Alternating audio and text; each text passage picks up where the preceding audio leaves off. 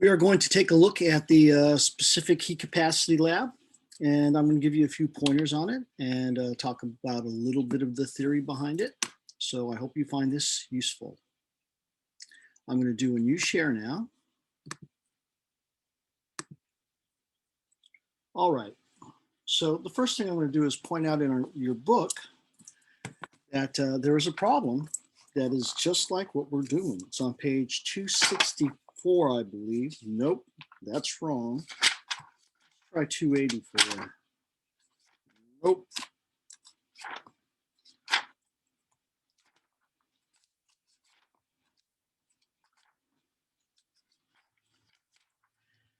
Okay.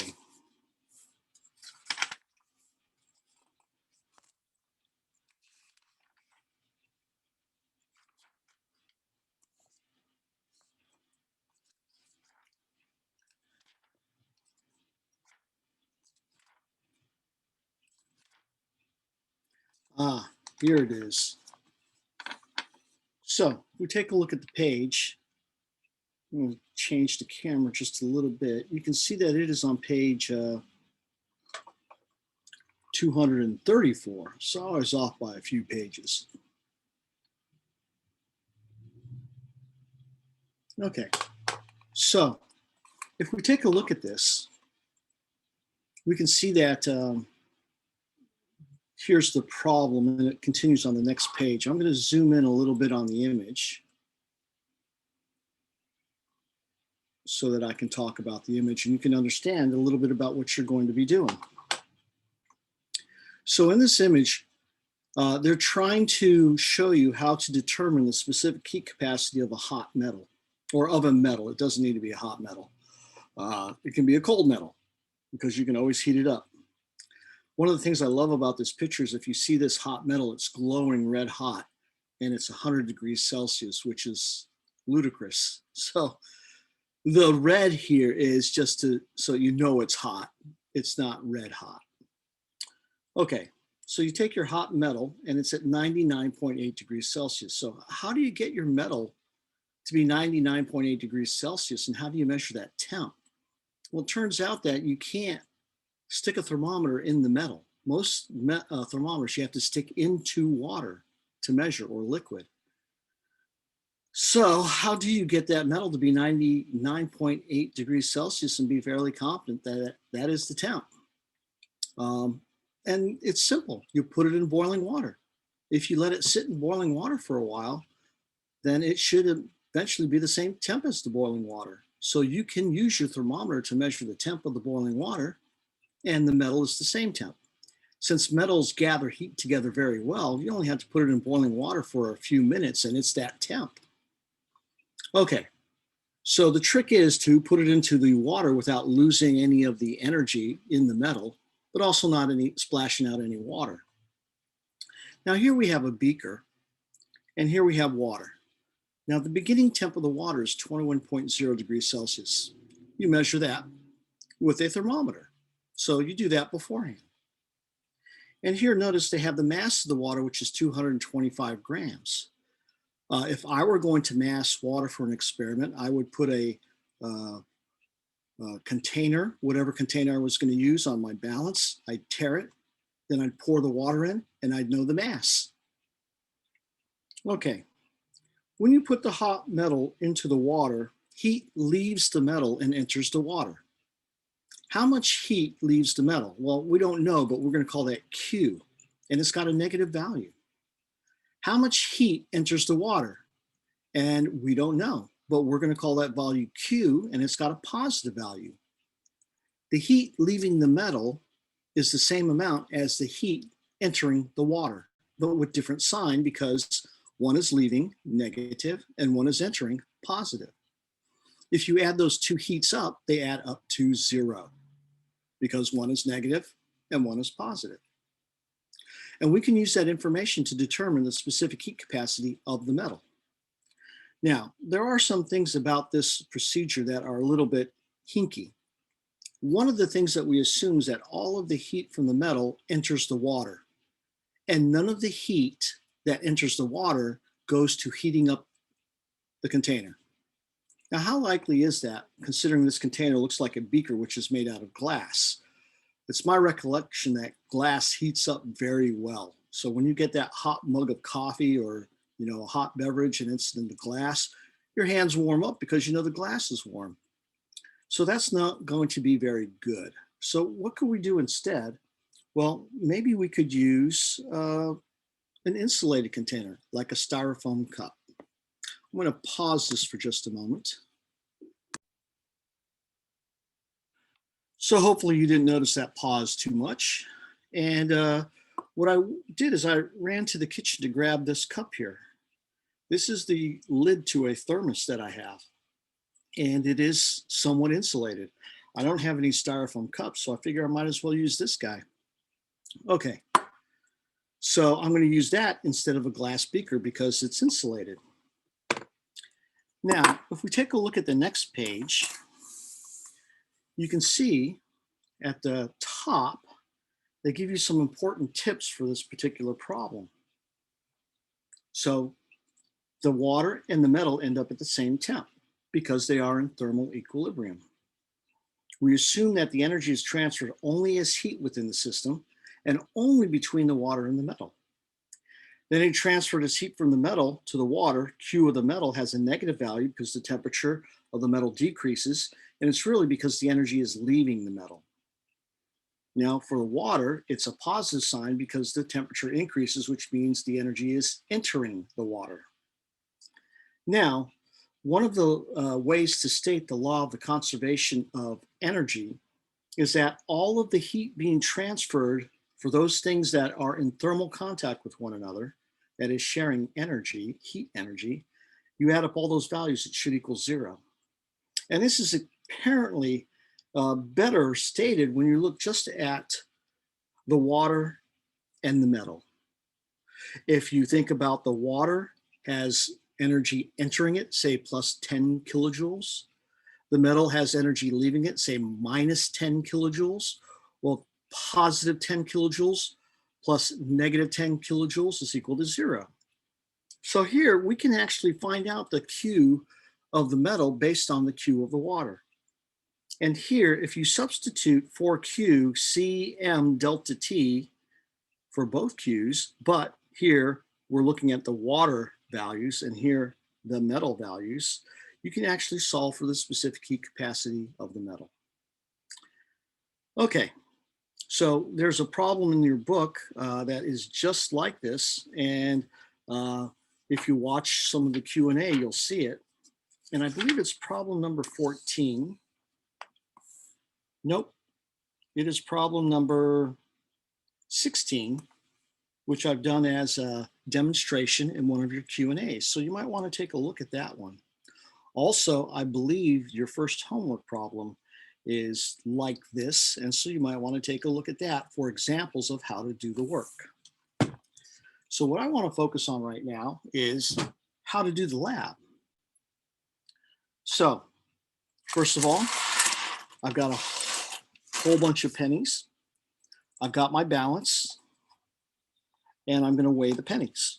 Now you're supposed to use 50 pennies. You want to make sure they're made after 1984, and you want to use about 50 of them.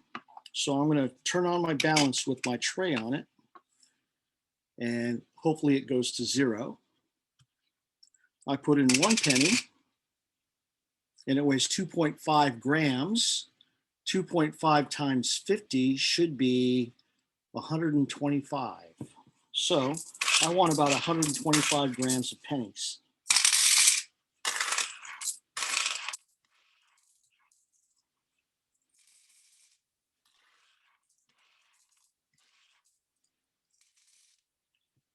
Oh, a little too, well, that's okay.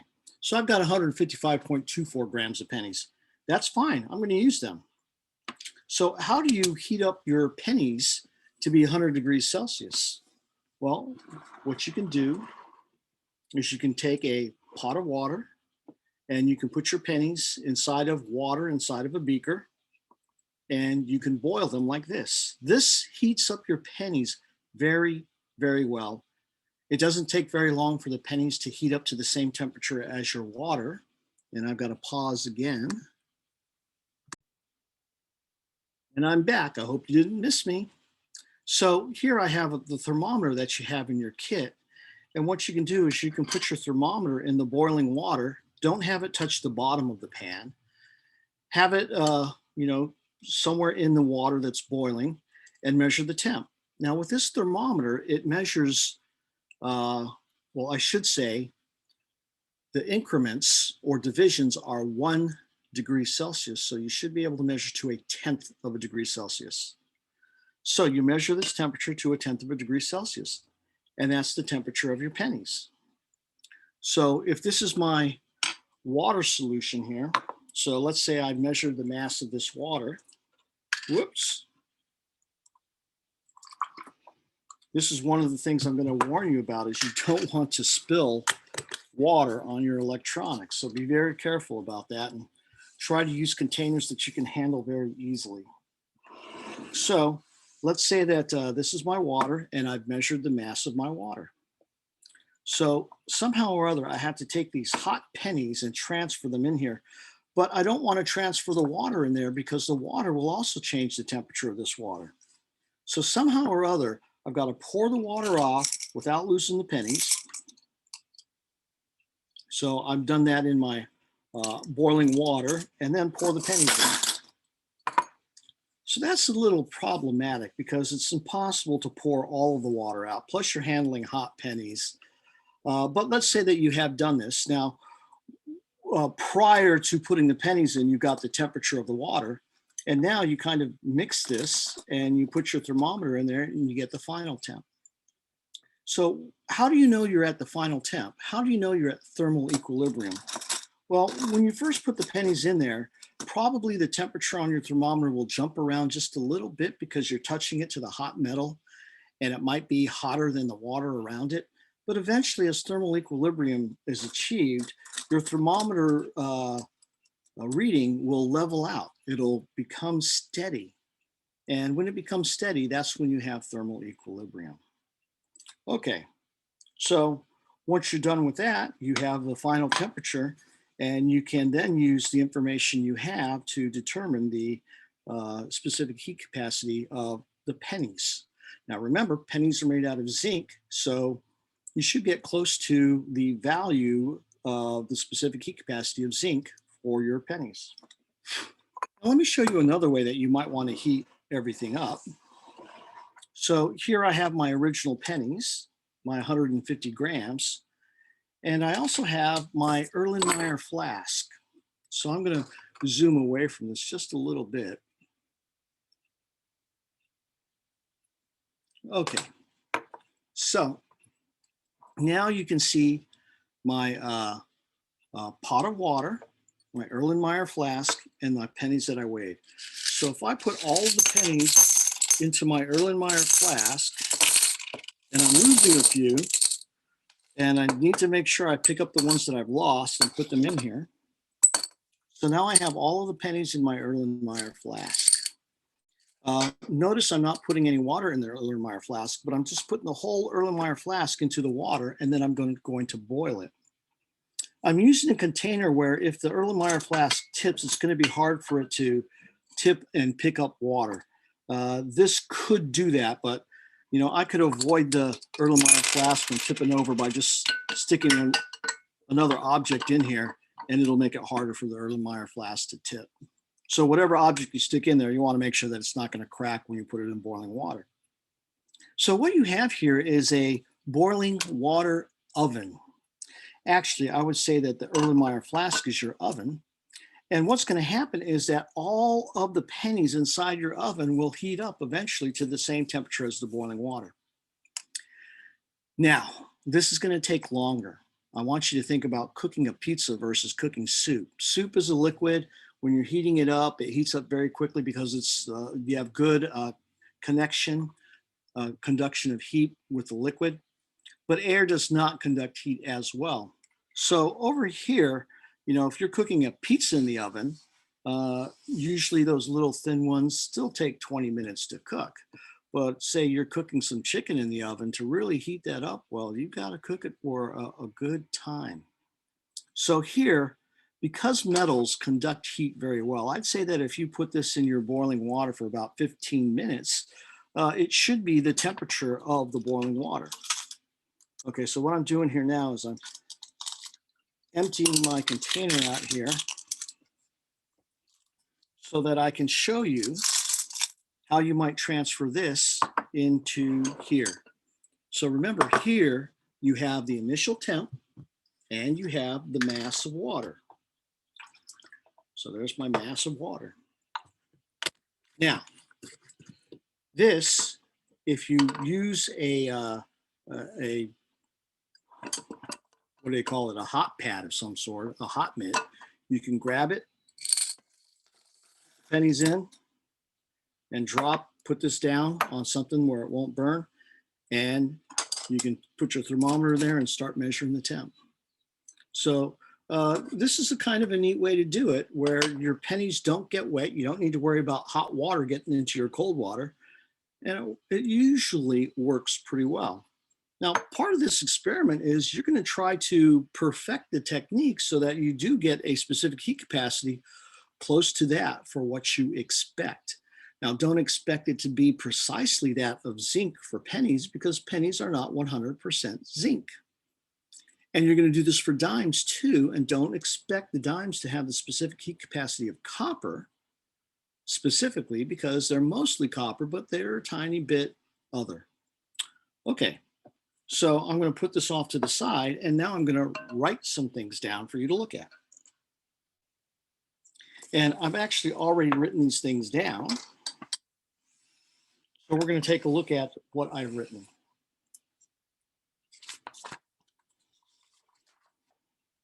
So let's take a look at this right here. I'm going to zoom in on this a little bit. Okay. So what I have right here is that the specific heat capacity of copper is 0.385 joules per gram degree Celsius. The specific heat capacity of water is 4.184 joules per gram degree Celsius. This does not look like it's focused very well. I'm going to try and autofocus it. Okay. So what I'm wondering here is, if I have 130 grams of copper, how much water do I need to get a 10-degree change? Why a 10-degree change? Well, if I get a 10-degree change, I'm actually going to read to the 100th of a degree. I'll get 3 significant figures out of that, and I'd be pretty happy with that. If I get a 9-degree change, and it happens to be 9.9 degrees, that's only 2 significant figures. So you might say, well, if I'm only going to get 2 significant figures, why don't I get a 1-degree change? And the answer is this: if you get a 1-degree change, 1.0, versus say 9.9, the amount of error in that value is plus or minus 0.1 degrees. Well, plus or minus 0.1 degrees out of 1 is 10%. Plus or minus 0.1 degrees out of 9.9 is 1%. So by using a larger mass, you're going to get a better value. So you want to use, I should say, by getting a larger temperature change, you're going to get a better value. So you want to maximize your temperature change if you can. So remember, we have Q of the copper plus Q of the water is 0. And the Q of the water is the specific heat capacity of the water times the mass of the water times the change in temp of the water. And we want to get a 10-degree change. So that's going to be 10 degrees. And we want to calculate the mass of water. So I'm going to cover this up for now. We have the same formula for the specific heat capacity of copper, except all of the subscripts are about copper. So here, what's the temperature change of the copper going to be? Well, we know it's going to be about 100 degrees Celsius.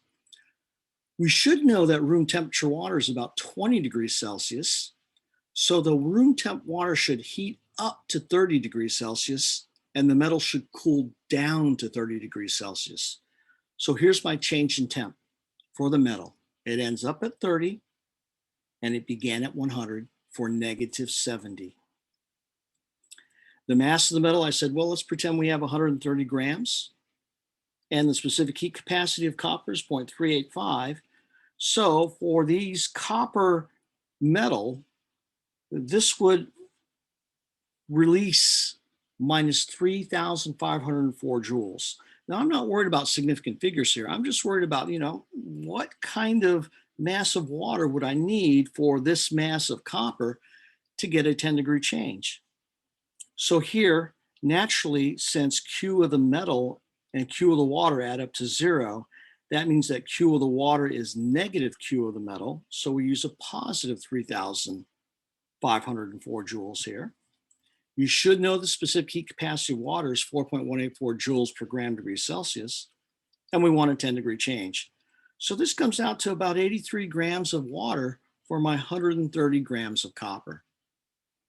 Now, if we really wanted to get that 10-degree change, we might lower this mass of water or raise this mass of copper, because that would give you a bigger change in temp. Now, this may not work. It may be such that, this is way too much water to use and it's not going to work out well. It spills out of our cup. You're going to have to make adjustments. Okay, I'm going to put that to the side. And where's my other piece of paper that I wanted? Here it is. So let's take a look at some of the things that you want to do. So for the water in the cup, you want the initial temperature of the water in your cup before you put any pennies in it. It should be around 20 degrees Celsius, plus or minus. It really depends. You want the final temperature of the water in the cup. And that's after you put the hot pennies in there, or after you put the hot dimes in there, because you're going to do this with dimes also. You want the mass of water in your cup. Probably the easiest way to do that is put your cup on your balance, tear it, pour the water in carefully, and get the mass. The mass does not have to be a number like 50.00. You just pour in what you think is enough based on your calculations, and you record it. And here I have the specific heat capacity of water is 1 calorie per gram degree Celsius. And the reason I put this value instead of the 4.184 is because this is exact.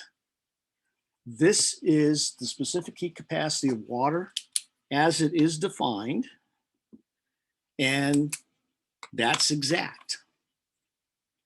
Okay, now also, you want to get the initial temperature of the metal. What do we mean by that? We mean the metal in the boiling water at equilibrium.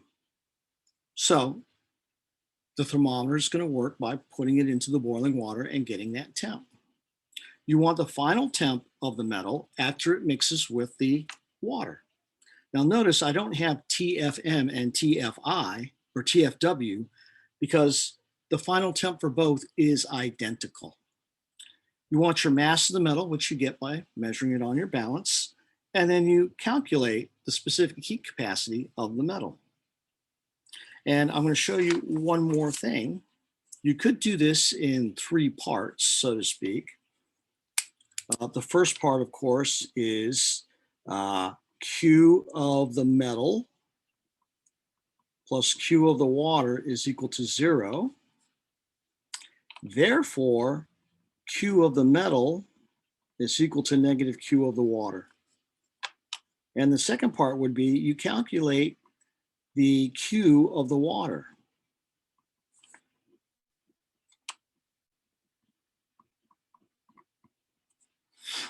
And once you figure that value out, then you can calculate Q of the metal because it is negative Q of the water.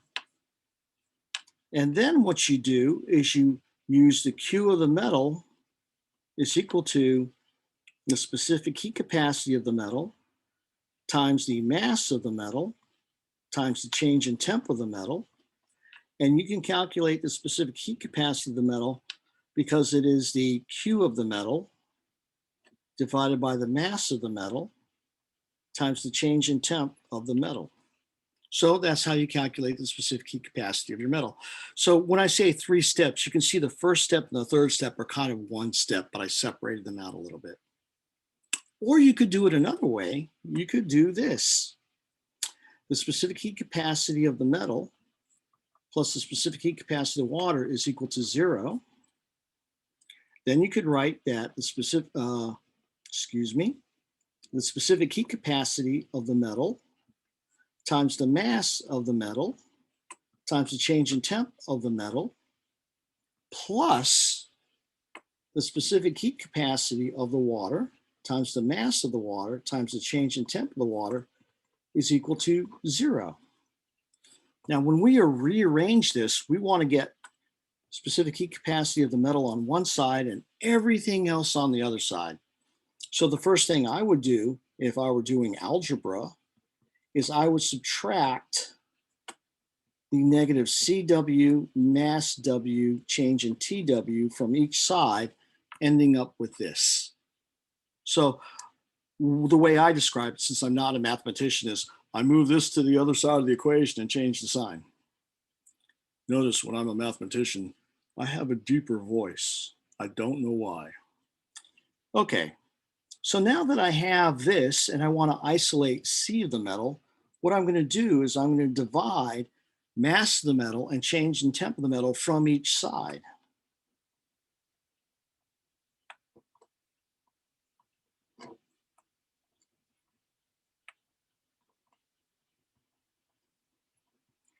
So here I've got this beautiful equation where I can just plug in the specific heat capacity of water, 1 calorie per gram degree Celsius, the mass of the water, which I measure, the change in temp of the water, which should be very easy to get from the final temp and the initial temp, the mass of the metal, which is easy to get, and the final or the change in temp of the metal. So here's the glitch in this one. The change in temp of the water is positive because its temperature rises. The change in temp of the metal is negative because its temperature goes down. So if you don't remember to put your final temp here first and your initial temp second, you're going to get a positive value and a positive delta specific heat capacity. So remember, that one's going to be a negative value. And then when you have a negative in the top and a negative in the bottom, it all becomes positive. Okay, so I would also advise that you look up the specific heat capacity of zinc and the specific heat capacity of copper so that you know kind of what you're going to get. Chances are you're going to get those values in joules, gram, degree Celsius, or joules, gram, K. Like for instance, I believe copper is 0.385 joules per gram K. Now, if you're doing all of this in calories, you're going to have to do a little converting to see if you're getting the value of 0.385. So you can do that because you know that 4.184 joules is equal to 1 calorie. Not exact, but that's good to 4 zig figs, which is something else, really.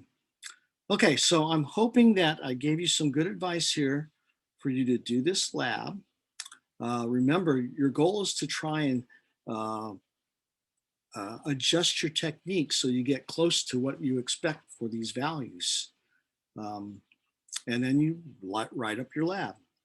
All right, have a good time doing this. The thing I'm going to warn you about is that hot things can burn. If you get a burn, you need to seek immediate medical attention. And the best way to avoid burns is to not touch hot things. So keep track of what's hot and what's not, and you should be okay. I have great faith in you. Thank you for listening, and you have a good day.